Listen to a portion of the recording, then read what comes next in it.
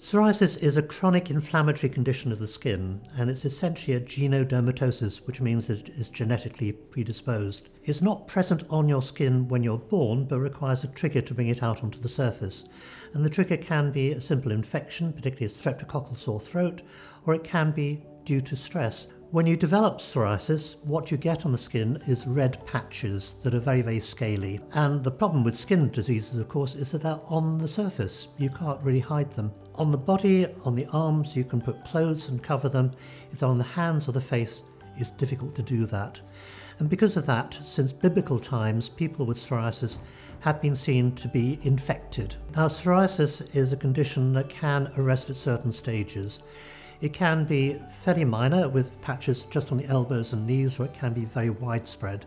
And you can get a form that covers the entire body called erythrodermic psoriasis, which is life-threatening because the loss of heat and protein from the body can actually result in a terminal condition. When I first started dermatology, we used something called dithronol, which was a dreadful stuff that stained all your clothing purple and burnt your skin. Very effective, but it meant coming into hospital for 3 weeks for treatment every time it flared up. Ultraviolet light treatment can work, but once again, we now know the risk of ultraviolet light treatment in inducing skin cancer, and so that's becoming less and less active. For very, very severe psoriasis, and we're talking about almost total body psoriasis, we have biologic agents that are fantastically effective, but we're talking about incredibly expensive products.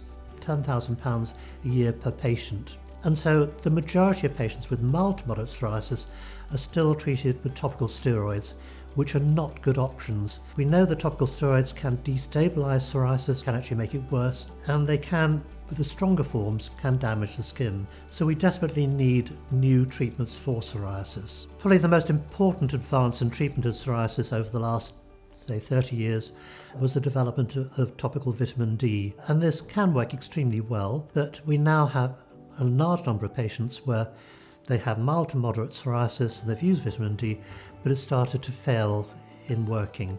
So we still need new products. With Derma Biosciences, we're already looking at agents that will lead to an anti-inflammatory effect on the skin. The bath and shower oil that we use has good anti-inflammatory effects, and we've already seen in patients with psoriasis a positive effect in using these in psoriasis. And so we're now looking more closely at the anti-inflammatory effects of our plant extracts and developing products that will help in the treatment of psoriasis.